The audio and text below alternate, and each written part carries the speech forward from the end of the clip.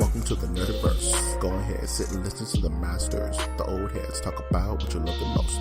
Video games, comics, movies, and everything you need to maintain your week. Got the knowledge that's straight out the ether. Gonna need a drink and have to take a seat to expand your mind and listen to the speaker. Mike and the squad's gonna give you what you need. Please send in a question, come and get some answers, learn a couple lessons from the masters with the special guests. We got the green lanterns glowing on their chest. Yes, please sit back and relax, cause we're gonna hit you with them stone cold facts. And allow me to be the very first to welcome you to the masters of the Nerdiverse.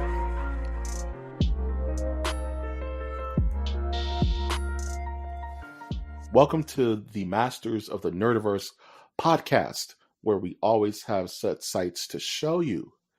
This superhero anthem of a podcast can be found on iTunes, Stitcher, Spreaker, SoundCloud, YouTube, iHeartRadio, Google Play, and Spotify. I'm, of course, your host, Mike G. And with me, as always, is the also host, the monitor to my anti-monitor, Winter Trash Monk the Thizzer. The most rootin' it tootin'est, jet flying, wheeling, dealing, son of a gun! Winter. Oh, Trash Monk the Third. That's Trash Monk. Aye. Trash Monk. Aye! Woo! And I'm coming at you. Wow. From the Trash Bunker. How's it going, Mike? It's going well. I actually take umbrage with that opening because it's a reference to Yosemite Sam, and you, my friend, are quite literally the tallest person I know. Well, and Yosemite Sam's like 3'2". I was trying to do a Nature Boy Ric Flair reference, but I forgot halfway through what he actually says. Yeah. So I went to the basics, which was Yosemite Sam, and then I went back to, I know a little bit of what he says. All right, wrestling fan, who's your favorite member of the Four Horsemen? Don't know what you're talking about. Jimmy Snuka. No, what's he doing nowadays? I don't think he's alive. Yeah, he's not. He killed somebody. So, the correct answer is Arn Anderson, by the way. Arn Anderson. Okay, this is going to go for how's my week going as well. All right. So I've been trying to watch pro wrestling again. Don't hit me. I'm not that much of a nerd, folks. But I kind of am. So I'm trying to get back into it. I saw something about Mick Foley. I'm like, Mick Foley, that's great. I love his stuff. I love hardcore wrestling, all that chair shots and everything. Sandman is probably my favorite wrestler. Or like he has my favorite intro where he just appears into the crowd and he's got a cigarette in his mouth and he's just drinking beer and he's already bloody before he gets into the match happens. Yeah, that sort of thing. He sucks at probably if you try to get him into like a technical match, he'd probably suck. He's just there for hitting people with a Singapore cane and all that. Okay, anyways. Mick Foley is announcing a new title on WWE. Yeah. And I go, okay, I'm going to have to watch this. Yeah. And so I sit down and I waited 1 hour. I waited 2 hours. By the start, I think it was okay. I waited an hour. I think by the start of the third hour, Mick Foley comes out and he's talking about we need to make Raw again. I'm like, okay, well now you're rustling all the Donald Trump jimmies in there, which is probably the entire audience. And this is how they first roll out how they're gonna make the show Raw again. So if you watch one of these episodes, there's a lot of lights that happen. You can see the crowd. There's a lot of like technical lighting happening. And when he said it's time to get Raw again, some of the lights go out so you don't see the farther audience, and some of the technical lights on stage are turned off. So it's a little bit more basic. And I thought that, okay, they're just having a malfunction. Nope. On the third hour of Raw now, they are going to shut off some of the lights. And that's their version of getting back to Raw. I'm like, well, to me, that that sounds like you're like halfway closing up. Yeah, it's the end of the night, man. but it's yeah. You're just letting people know. I don't understand that gimmick, or like what makes Vince McMahon go. You know what really would fix everything if we play a little lighting game at the end. That will make people start watching us. Well, yeah. So the new title they announce is the 24/7 title, which is not that new. It's the hardcore title, which had as its one of its features, you have to defend it 24/7. So there would be multiple. So it's a gimmick title. It's people running around backstage, and then they get hit with something, and then there's a referee that counts them, and then now there's a new now a new champion, and there could be like 5 or 6 champions in an episode. I kind of like it. I actually know exactly what you're talking about, with the 24/7 title, right? And that's what I saw of it. I forget who was holding the title at the time, but they were going to their car, and RJ Truth was there. And it was like a horror movie because the guy got in his front seat, looked in the back seat. RJ Truth was there. When he looked to the other side, the referee was in the car too. And he pulls him out the car and gets him paying 1, 2, 3. Yeah. So it's 24/7, right? But Mick Foley then also says it will be defended in the 3rd hour of Raw in the 3rd hour of Raw, and I'm gonna assume it's third, like the maybe into SmackDown the 2nd hour, wherever they're having issues with their ratings, which is probably the last hour of all their shows. Yeah, that's where it's going to be defended. So it's technically not 24/7. Now I like what they can be doing in the future, where they can have like social media where they have the 24/7 champion talking, and then out of nowhere there's a guy that pins him, and then he becomes the champion and runs off. Yeah, that's what I was going to ask you. Did you see RJ Truth's tweet earlier today? No. It's super funny. That's why I'm not down that rabbit hole of following WWE superstars. I just happen to be on my timeline. I'm not really into it that hard, but the RJ Truth tweet kind of made me laugh because all you see is him. He's like doing a selfie. He's just around trees, and he was like, "Yeah, hey, y'all need to behave yourselves and stop looking for me. I'm not trying to be worried about y'all 24 hours a day. This is why I'm just stuck in the woods right now. I'm in the middle of nowhere. Nobody go find me to take this belt until I have to be in the ring to defend it. I got to go see the McMahons in the morning. I'm going to go handle some business. I don't want no trouble out of y'all. I don't want y'all jumping out of bathroom stalls and stuff trying to get my belt." I thought it was pretty funny. He was like, "Yeah, I got to figure my way out of these woods. I got myself lost, but I know there ain't nobody here going to take my belt. I'm the champion now." So if they keep that up, and it's just super random, and like someone can lose a title on Twitter, or someone can lose a title like doing a YouTube video interview or something like that, that would be hilarious. I think that would be awesome. All right, and it's like it's something. It's something. WWE has had an issue of like, I mean, I don't like how they have about, I think they said like 14 different titles right now in the WWE. Yeah. It's a little convoluted. And I don't think the person was counting their UK titles either right now. Right. But anyways, it's crazy, and I find this all so fascinating because there's like so many like philosophical ideas being woven into going, okay, it's not real, but we need to pretend it's real to an audience that also knows it's not real, but they're willing to go like, I'm going to suspend disbelief. And so then add on top of it characters like the Undertaker of he's the undead. So now we need to suspend belief that an undead human being is now going to fake wrestle. Winner, listen, man. The power of kayfabe is a multi-billion-dollar industry, dog. Kayfabe is everything. Hey, don't get me wrong. Kayfabe is everything. And what happens is when you're a little kid, you're very impressionable, right? You're extremely impressionable. So when when your dad's watching wrestling, let's say in the 90s, and Mhm. you see the Undertaker and he's this larger than life character, or you see Yeah. Dwayne The Rock Johnson back in the day, or Stone Cold Steve Austin, you're totally in. And then you become an Mhm. adult and you know it's fake, but you still like that feeling of being in Yes. the atmosphere. If you've ever been to like a WWE event, there's an electricity in the air. Yes. It's real. You're hype. You see the cats.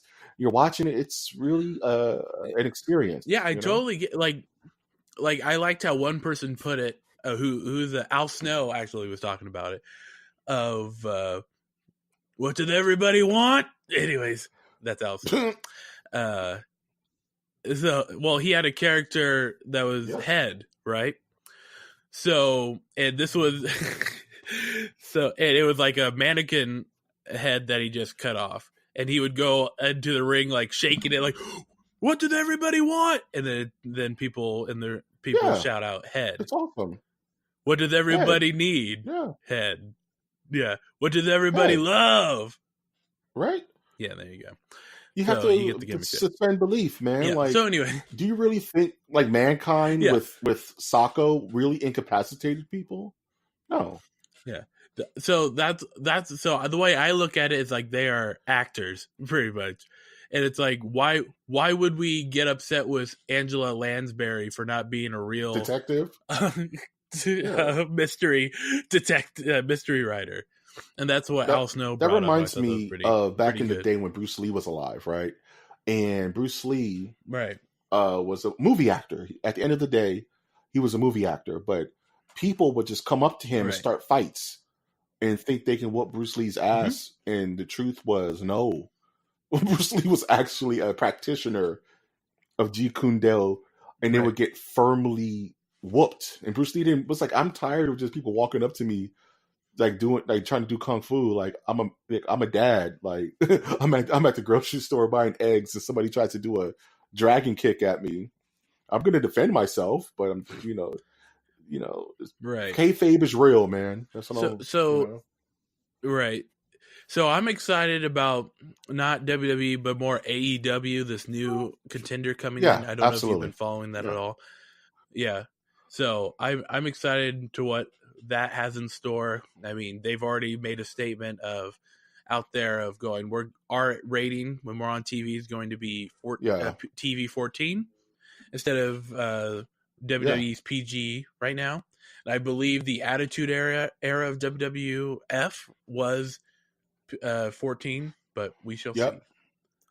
I understand, and I was always a fan of alternative wrestling, like TNA, New Japan, even Lucha Underground.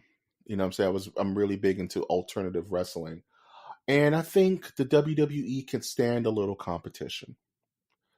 Real like American competition. Like New Japan is awesome. I think New Japan Wrestling, their whole program is insane if you're into it, right? But not your average North Dakota good old boy is not gonna. They're gonna go. We beat them in World War II. Why are we watching them? Why are we watching this? So sadly, but I think a new U.S. based. Well, I don't think it's sad that we beat them in World War II. Well, no, I mean, I think it's sad that they can't see past that. But anyway, I think that this what is it? The AEW is what it's called. Yeah, AEW, Cody Rhodes and them, and they're just buying whoever. Like they're even courting Undertaker right now. They're courting Undertaker to try to pull him away from WWE, which will never happen. That would be insane. If their first episode on TNT, because they're going to be on TNT just like WCW used to be, and the lights go out, and the freaking Undertaker standing in the center of the ring, it's going to get attention. Yeah, I got a little tingle in my legs, and that's not the diabetes. That's what I'm saying. They're going to have to open huge, and you don't think that they got the money to like pull, like, can you imagine if like The Rock just showed up? He's not obligated to anyone. Yeah, that's insane, dude. Yeah, I mean they have a spot in their card right now where they can announce another person coming. Yeah, and they've already suggested that AJ Styles is being courted. You know, is being and Jeff Ross already signed for AEW, and that's a bigger get than a lot of people think. Yep. So, It's getting interesting. Yeah. I am a firm believer in competition. Vince, Yeah. I think WWE has gone stale over the past 10 years. 10 years, I'm going to You say. tell.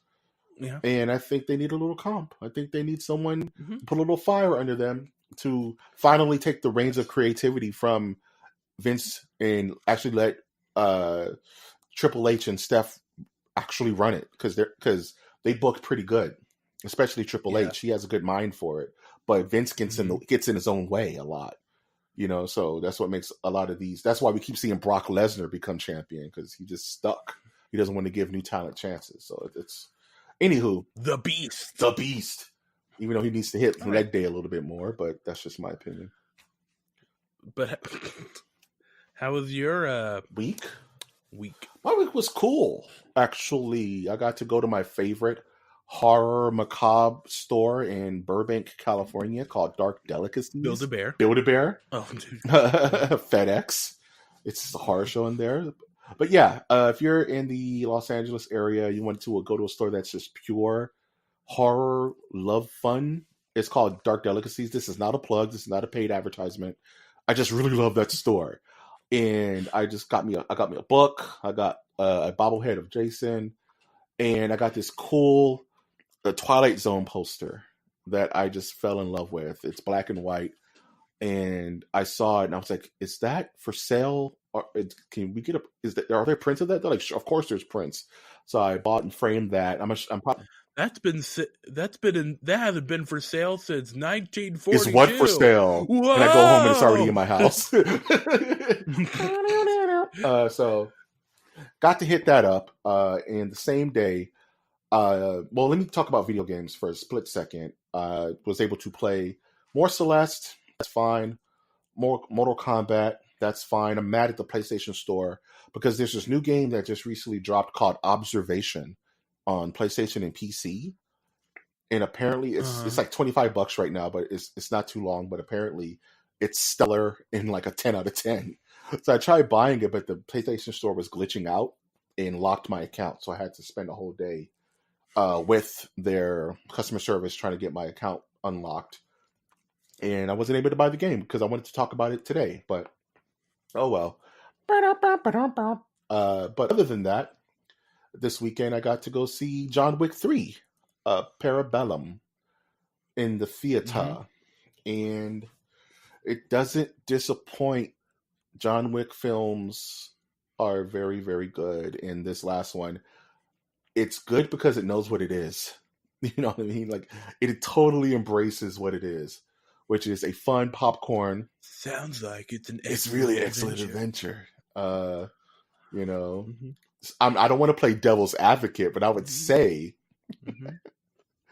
shut up. I would say that this series of films is a perfect trilogy. I was having this conversation with some of the people I went to go see the movie with, and I was like, all three films are damn near immaculate for what they need, for what they want to do. Yeah. And I love all three films equally. So now, can I bring something to you? I know they've been advertising it as a trilogy, but they already said that they're making another one. Yeah. That's fine. That's totally fine. Because trilogies can be in a bubble. You know what I mean? Like, and this is a good segue to a new segment we're going to start doing on the show, which is the poll of the week. Yeah. Poll of the week. Let me introduce to your dancers. It's poll of the week. It's raining. It's cherry bomb. Yeah. So every week on our Twitter, which is at mnerdiverse, I'm going to ask a question that you, the Nerdiverse, can help participate in answering. And this week, I asked the Nerdiverse, out of these choices, what do you consider to be the quote-unquote perfect trilogy? Meaning that these three movies in a bubble are immaculate and untouchable in your eyes. So the choices I laid before them were pretty generic, but I think these are overall universally accepted to be perfect trilogies, right? The first choice is the Back to the Future trilogy. Back to the Future 1, 2, and 3, which Mm-hmm. Some people will fight you Only to the seen death one. over. Uh, we're gonna talk about that. We'll talk about that later. The second option was the trilogy of the dead, which is Night of the Living Dead, Dawn of the Dead, and Day of the Dead, which some would seem perfect. And this is what I'm talking about, 3 movies in a bubble. The Indiana Jones trilogy, which is Raiders of the Lost Ark, Temple of Doom, and The Last Crusade. We don't talk about Crystal Skull. That doesn't count in the trilogy. And of course, also 3 movies in a bubble, the original Star Wars trilogy, which is A New Hope, Empire Strikes Back, and The Last Jedi, and Return of the Jedi. And in our poll, it was going towards Back to the Future for quite some time. But then the Star Wars fans awokened from the Dagobah system, and with a whopping 38% of the vote, the original Star Wars trilogy was voted out of, what was it, like 35 votes, 25 votes, something like that. The original Star Wars trilogy got first place. The Back to the Future trilogy got second. The Indiana Jones got third. And all the Romero heads must have been asleep because they got fourth. And I found that to be fascinating, that with all the Star Wars hate that's out there, people still have such fondness for the original trilogy. So I mean, I almost voted for, just for nostalgia purposes, for the Dead trilogy. But I do have to say, Day of the Dead is kind of like hot garbage sometimes. So, the only way that it becomes redeemable, if you become a philosophy dude going, well, it's talking about the military-industrial complex, about how we're all zombies, and sort of thing. Yeah, and that's how I survive watching new Star Wars movies, so I don't need to, Wow. Do that again. And I personally voted for the Indiana Jones series because I'm one of the 1 in 50 people who actually love Temple of Doom. That's my favorite Indiana Jones film outside of Raiders and Last Crusade. I love the Temple. That's the first Indiana Jones movie I watched as a kid. So it's kind of hard to defeat that nostalgia. I tried to vote for the Star Wars trilogy, but then I realized I was out of time. Did you have to go back in time? Did you have to go back? No, I clicked on it like 100 times, and I realized, it's probably closed. Oh no, you got to be quick. It lasts 24 hours, by the way. The actual polls last 24 hours, so you will definitely see it if you are following us on Twitter, which is @mnerdiverse. But I did want to ask you, Winter, what do you think are some criteria that make up a perfect trilogy? It's funny you say that. It's almost the same criteria that I would put for a good TV show. So there's going to be some overlap here. You need to have pretty much the story idea in the beginning of the show. You need to have the trilogy, like, a pretty good understanding of where you want the series to go. And you might think that's basic, but actually there's a lot of directors who will start off strong and then just waver off. Yep. Wachowski brothers. Yep. But then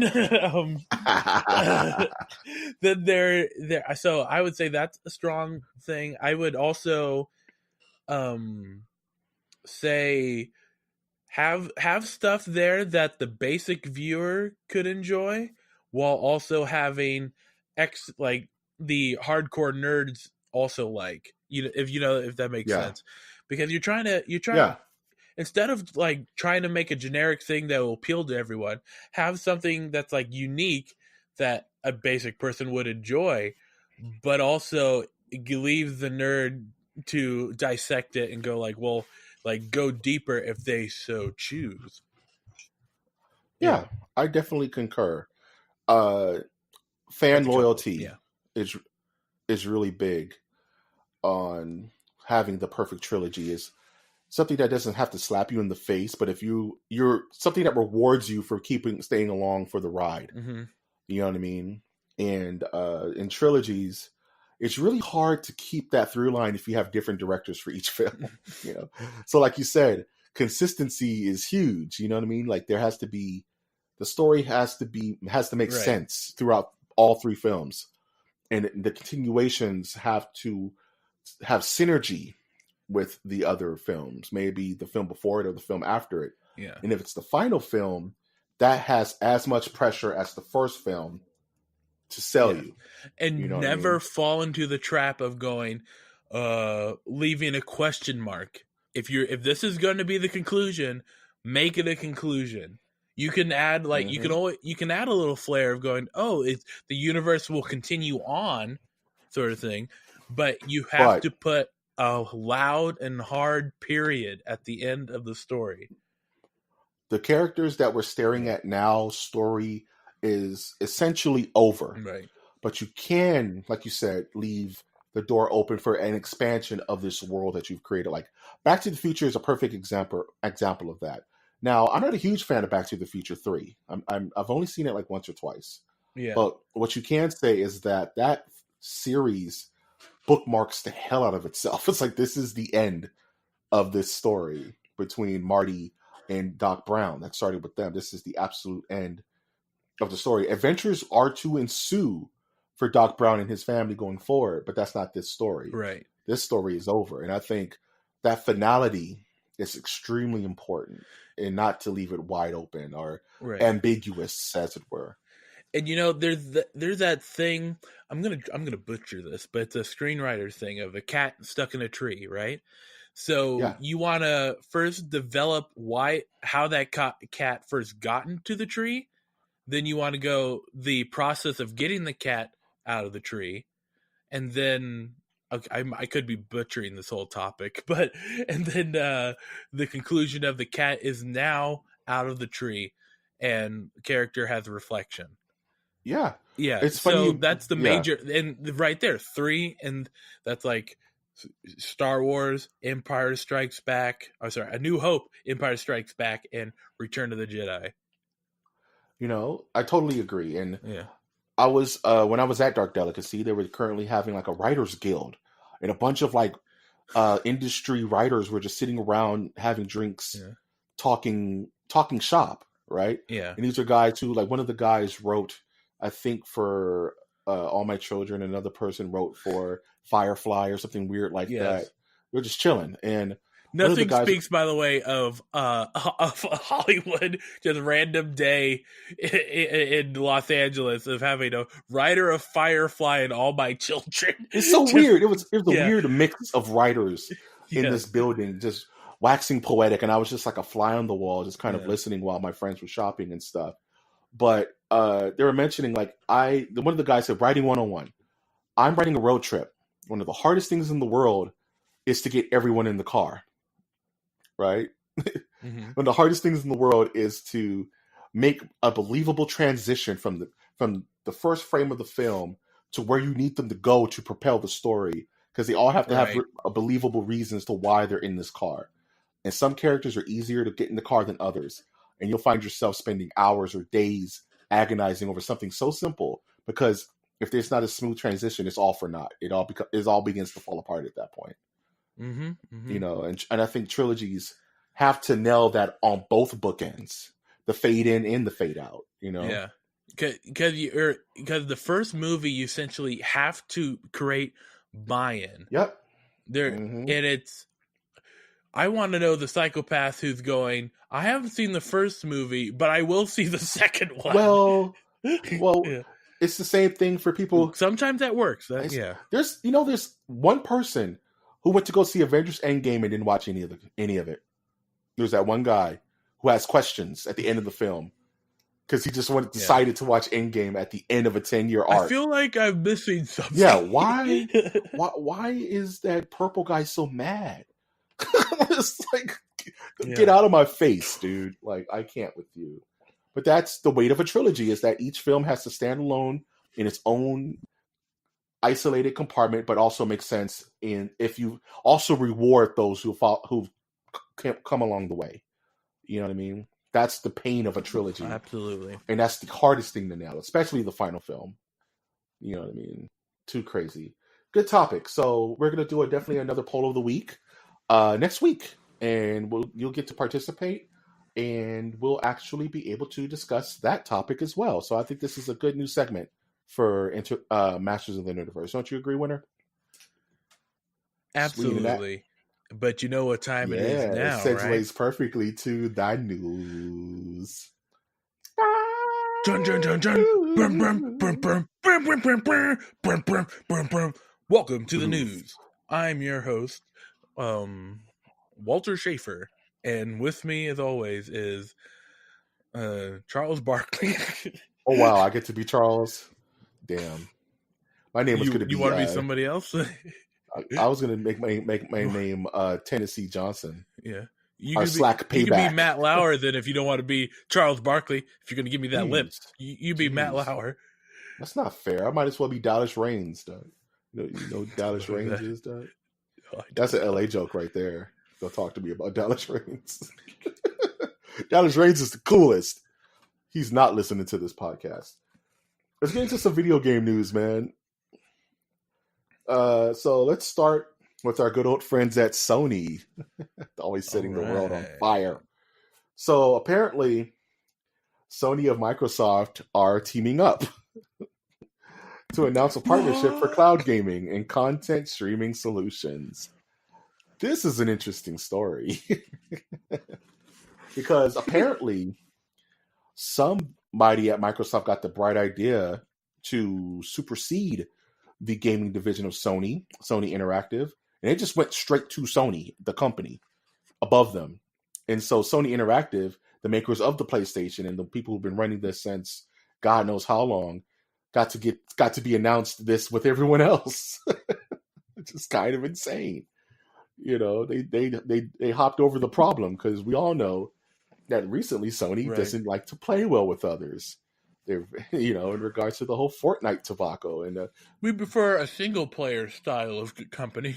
We're a single player company. We don't like to multiplayer, right? So what this is a lot of business jargon.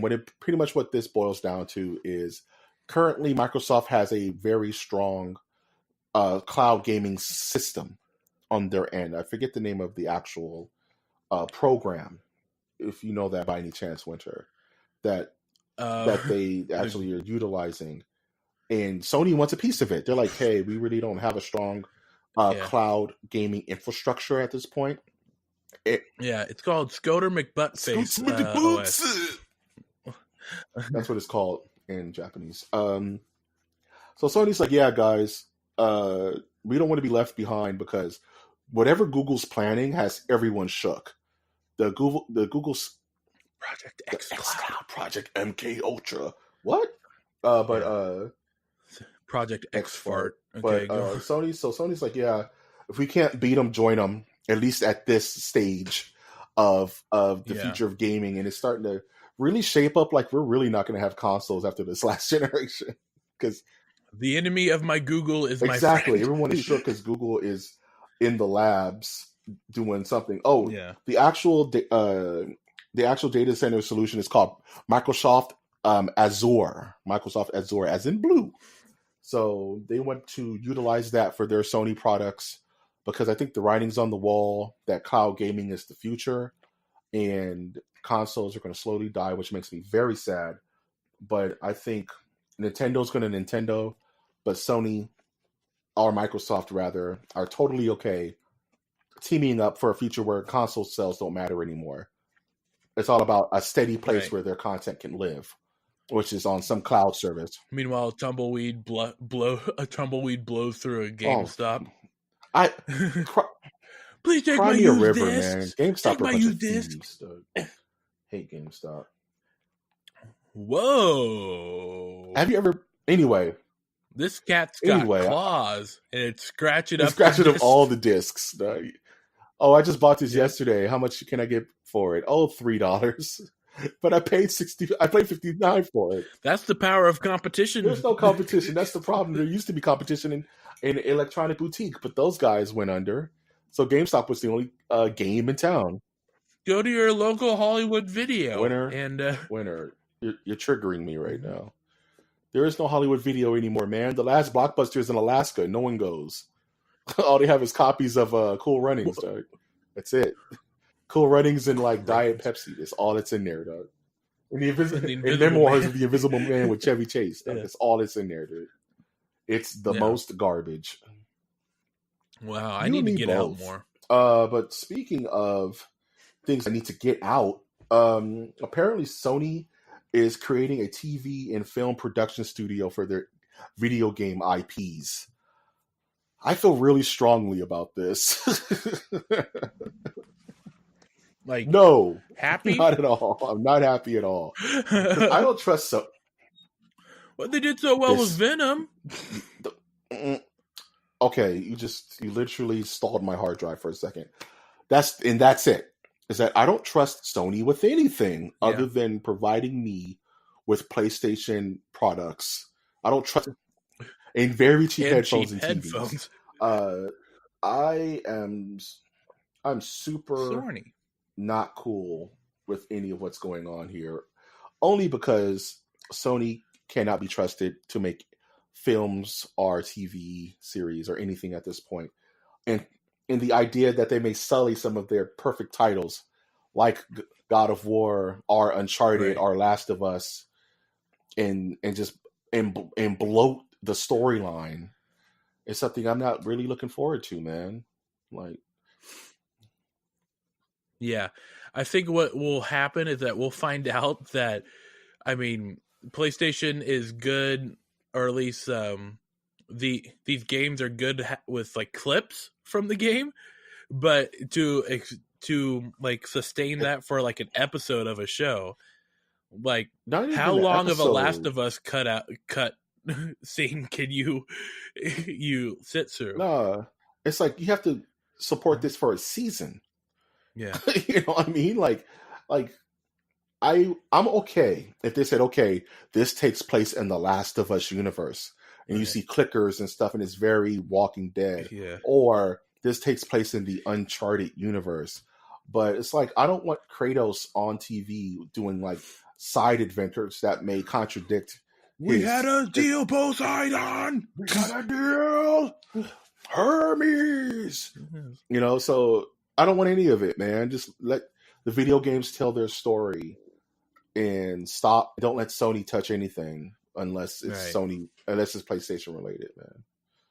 Well, here's that idea. Why don't we have Kratos in New York City? Okay, guys. Kratos is in the future. Kratos is in the future. Yeah. And he sees a car and he says Hades, and he stabs the car with the blades of chaos. The car is a Hyundai Synergy. Then we have a Hyundai deal. The deal is that we have a God of War edition Hyundai Sonata Synergy. It's red and gold. You get 20-inch blades. Yeah. And your GPS sounds just like Kratos. Synergy. Yeah. Let's get Chris Pratt on the line to do Uncharted. Come on. Come on. I know he's not doing anything. Where is he? Oh, he's being successful doing other stuff. Well, we can't get successful people. No. We need to make it unsuccessful. Double down on that. Give me Chris Pratt's South American equivalent. Castillo Prato. He's just like SL Sony. S Sony SL Diablo. Oh god, that's a deep pull. Speak of the devil, Marvel Entertainment is teaming up with NetEase to pronounce a new collaboration in sucky, wallet-draining mobile apps. This is why we don't have Marvel vs. Capcom 4, people. It's because people... Okay, I'm going to go off on a big tangent. Just introducing Marvel's Chris Pratt Clash of Clans. For how good Disney is at marketing. Yeah. How good they are at maintaining their source materials and keeping things clean and all that. They're really good at that. But when it comes to video games, Disney makes bad decisions, man. They never make good decisions. And now... Except for Kingdom Hearts, although I never played it, but I assume that there's people who... I love Kingdom Hearts, but Kingdom Hearts 3... I love Kingdom Hearts, but Kingdom Hearts 3 didn't have Square Enix characters, and that turned me right off of that game. No bouncers? No bouncer, no Noctis, no Final Fantasy 15 world where Sora gets to drive around in the car. Yeah. Nonsense. But anywho, so Marvel Entertainment, which is tone deaf at this point, has decided to team up with this this company that strictly kind of does mobile games, Apple, like Apple device games, and it's just like, I get it. They're gonna make a ton of money on that, a metric ton of money on that. But we haven't had a new Marvel IP since Spider-Man on the PS4, and that's getting pretty old. And I'm not counting Iron Man VR, because get out my face with that. But how was this announced? And I get that E3 is literally next month, but I'm just saying, this is not a good look. Nobody's going to get hyped for mobile games, Here's a good mobile game. Why don't we get that Iron Dude in a running game? How about Yappy Spider? Not Flappy Birds, but Yappy Spider. Let's get that Spider Bro. Put him in a running game. Put him in a run simulator. Charge for time, money, endless runner time, garbage. And I'll leave this up to you, Winner. Borderlands 3 and Borderlands 2 are going to be pulled from the Epic Game Store during their big sale, because Epic forgot to tell these companies that they're discounting their games by crazy amounts of money. Yeah. It does not intrigue me. Okay, we're moving on. Just know that the Epic Store is a shit show, dog. Oh my goodness. No, I just updated my Epic Games launcher. Because you have to. They're holding a gun to your head.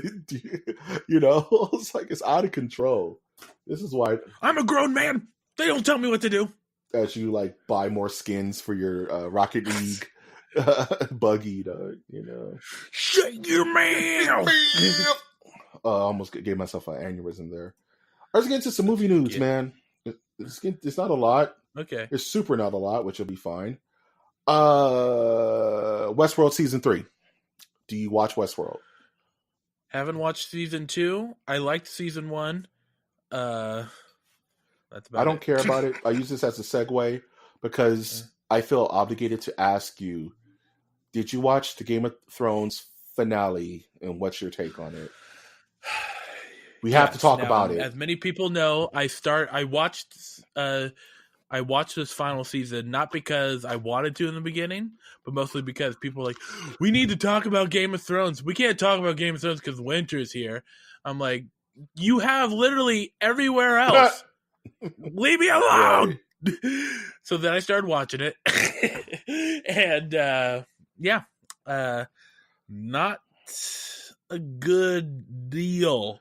That's the general consensus, man. Yeah. Again, some people don't necessarily have an idea of what the conclusion of the series is going to be. And also their source material of what the series conclusion could be was not created yet. Thanks J.R. Martin, taking forever. And also, it's the Wachowski's disease. It's exactly we just got to make this up because money's involved. We need to build it bigger and bigger and bigger. Oh, it's collapsed on its own weight. No, what do we do now? We make it smaller and smaller. We need to make it smaller and smaller and make the women who didn't have a role have the biggest role of all. And the kids who didn't have a role have the biggest role of all. Hashtag feminism for profit. Okay, so go on.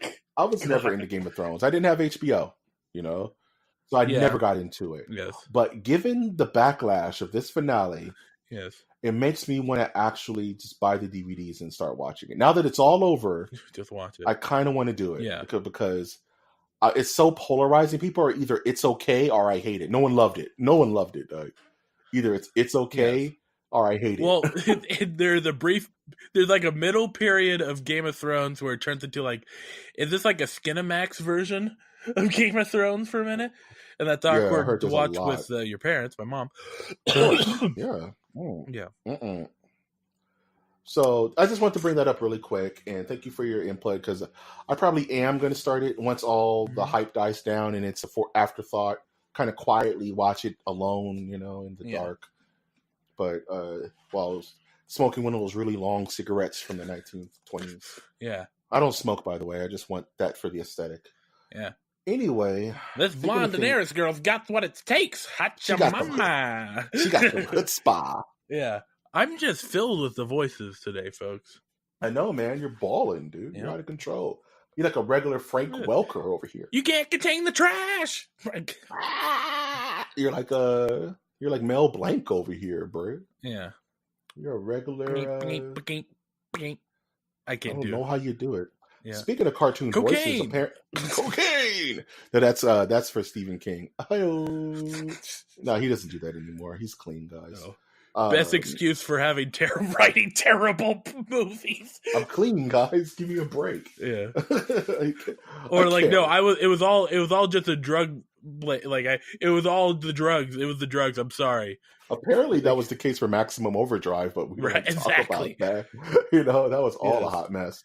Yeah. Speaking of potential drug hot addicts messes, don't have a lot of stuff, but they do have that in the back of their pocket as an excuse for terrible creativity. Yes.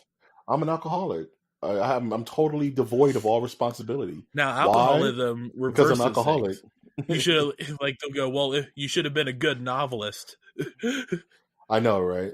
Yeah. That reminds me of this line in 1408 where John Cusack is talking to Samuel Jackson about entering the room, and he offers John Cusack a drink, and he's like, "You want a drink?" He's like, "Of course I do. I'm a writer." And I was like, "What?" Like, that's a crazy line to throw into that film. But by the way, watch 1408. It's one of my favorite movies. Anywho, we're talking about the Rescue Rangers here. Director's edition or normal edition? Director's cut. Good job. The Snyder cut for Rescue Rangers. Give us the Snyder cut. It doesn't exist, says you. Okay, who's crazier? Flat earthers or people who believe the Snyder cut exists? Believe the what? Okay, who's crazier? Flat earthers or people who believe the Snyder cut exists? I have never heard of the Snyder cut theory. Okay. I thought there's always a Snyder cut waiting. No. I got to break this down to you. So, the whole debacle with what happened with the Justice League movie, right? Yeah. How it wasn't working out, and Zack Snyder was apparently directing the film, but it wasn't going the way they liked it. And it had to go in reshoots and reproductions over and over. The unfortunate thing happened with his family, and Zack Snyder had to bow out of the film. To which they called Josh Whedon in to complete the rest of the film. Like half of the film was done by Josh Whedon and half of it was done by Zack Snyder, right? Yeah. After that, so there's not going to be a Zack Snyder cut. No, that's what I'm saying. That the movie was a box office flop, right? The movie failed, right. But there's a contingency of people who believe that somewhere in the Warner Brothers vault, the complete film by Zack Snyder exists, or at least 85% of it. But the only thing that's left is like graphical updates, and they won't release it. Yeah, I'm sorry, guys. I don't think that's the case. And most of the time, the director's cut. Yeah, and there is a contingency of diehard fans to this day screaming, "Just give us the Snyder cut, you cowards! Just put it out; it'll make money. I want to see his true vision." And it doesn't exist. It's like he never made it. Like he stopped. He deliberately stopped. The whole idea is done. Anywho, a Rescue Rangers film is coming out. One of the guys from Lonely Island is going to be helming it, I guess. And this, on top of the Darkwing Duck news, just makes me think that there was some weird legal kind of like release on these things. Because it's kind of funky. Doors open, boys. Doors open, boys. So it's like, I won't be surprised if like 2 weeks from now, it's like Jordan Peele presents Gargoyles, the movie, or Sharks, or Street Sharks, the movie. That'd be sick, dude. Can you imagine? Dumbest idea for a show ever. Street Sharks. People love Street Sharks stuff. Yeah, we're sharks in the streets. Awesome. Why do you all sound like you're minorities? Anyways, because it's cool. We don't eat. But you're calling us street sharks. Don't you think there's any problem? Shut up and eat my cheeseburgers, man. Okay, here's the food pantheon. The Turtles love pizza, right? Sonic the Hedgehog loves chili dogs. I think the Street Sharks love cheeseburgers or chili burgers or something like that. Yeah. And it goes on and on. It's got to be kid-related. It's got to be what? It has to be some kid-related food that kids can go, I want to eat what the street sharks eat. I want cheeseburgers. It's like, sure, little one. Yep. I'm putting lettuce on it. No. Buy the action figures. Consume products. Get excited for new product. Yeah. Go to KB Toys. Buy now. So, to my dismay, apparently they're remaking Jacob's Ladder. Or is this another Jacob's Ladder scenario? Yeah, man. This is like my They overheard me talking about my Jacob's Ladder battle royale, and they're beating me to the punch. This is why I don't want to talk about this stuff anymore. It's not. They keep stealing my ideas. Now, would this would explode my mind in the movie theater if they reshoot the whole thing, and then it's the Jacob's Ladder scenario where it wakes up and it's the same like reveal from the first movie. The thing about it's going to be that, dude. It's going to be some Iraqi desert freedom soldier who comes back. You're going to modernize it, and it's going to be bootleg tricky. Wait a minute, is Iraqi freedom fighter still? Is that modernizing it? I don't know where you. No, I think that's like 90s, isn't it? I don't know what the modern thing would be now. Yeah. Are we still on a war with somebody into a right war now? Real quick, and so that it can be a background. Just so it can motivate Hollywood, yeah. Right?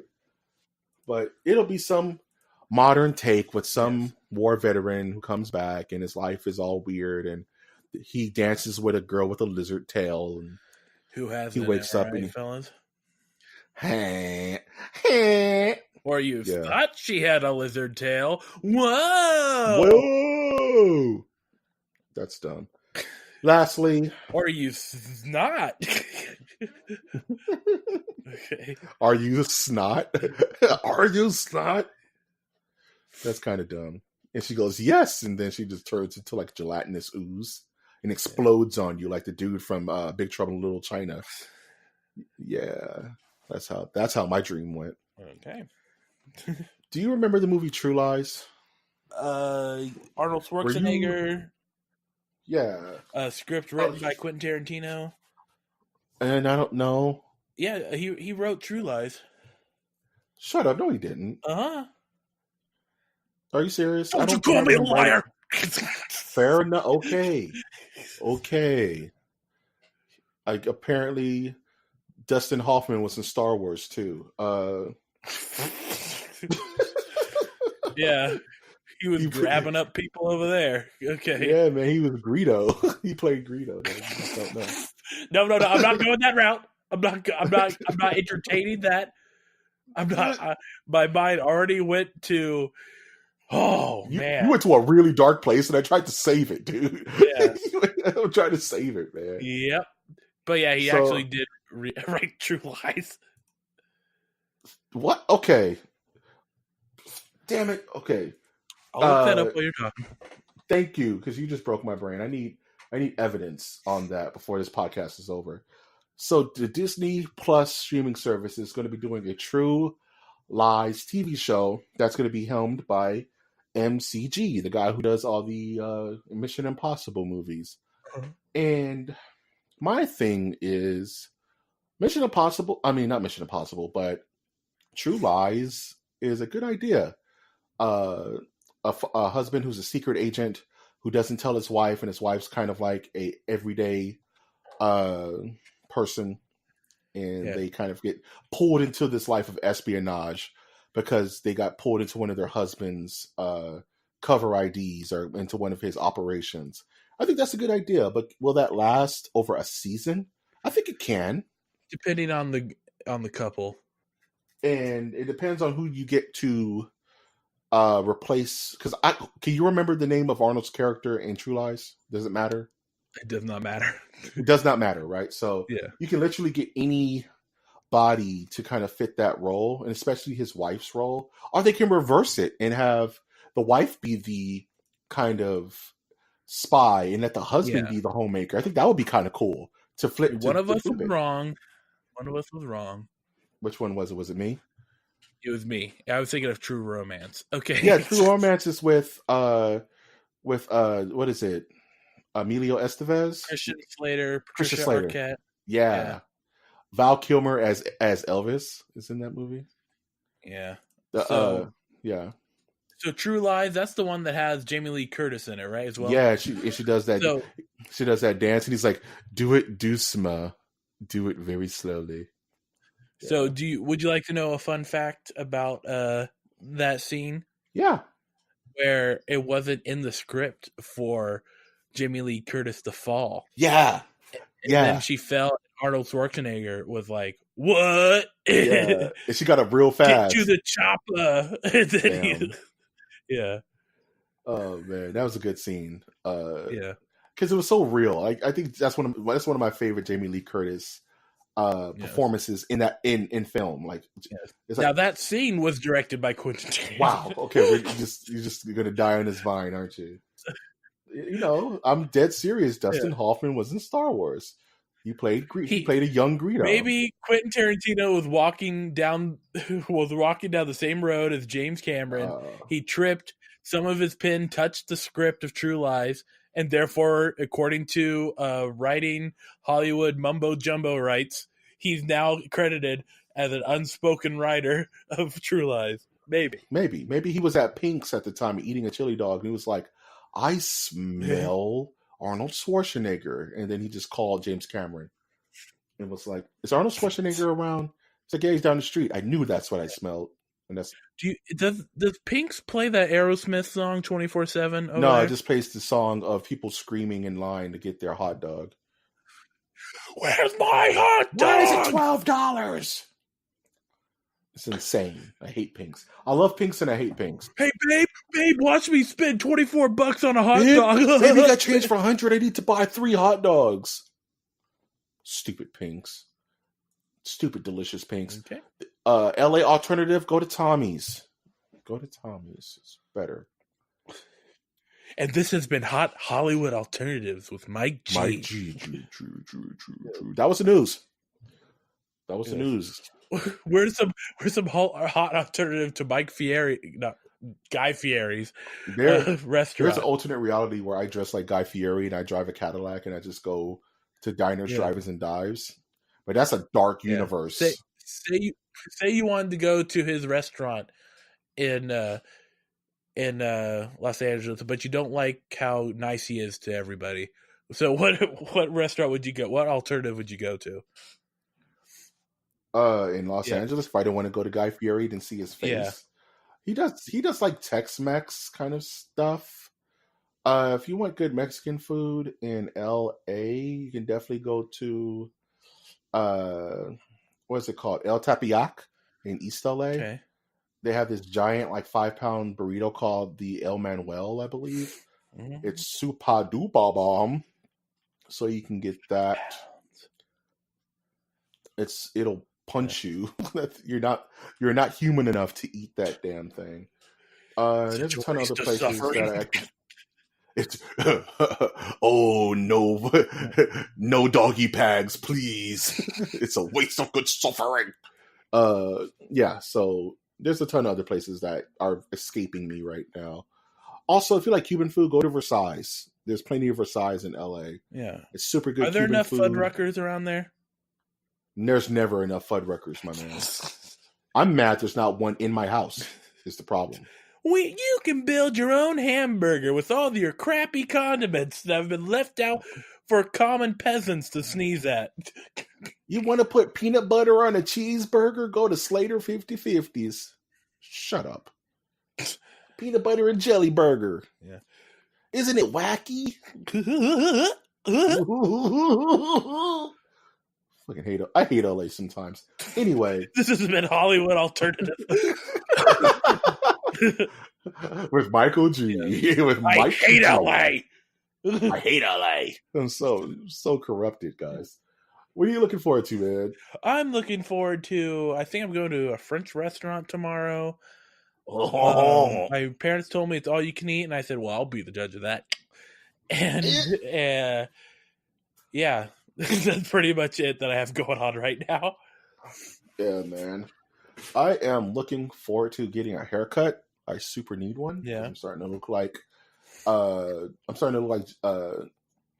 Robert Williams out of Jumanji. It's not a good look. Oh, I'm just walking up to people. What year is it? And they're just like, "Shut up." Like, oh. 1989.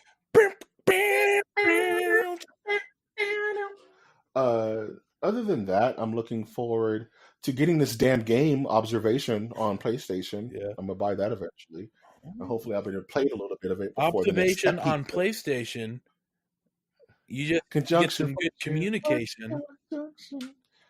Bars, Mike G and Winter Rap single coming up soon. Yeah, don't. Okay.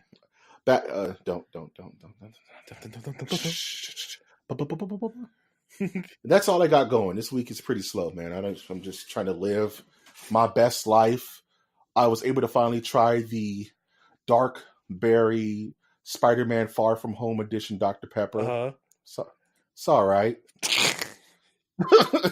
thought it would be amazing. It wasn't. It was fine. So that was a big disappointment. I was been hunting the soda down for like 3 weeks. I finally found one in the wild. Oh, it was meh. It didn't taste. It just tasted like a Dr. Pepper. Damn it.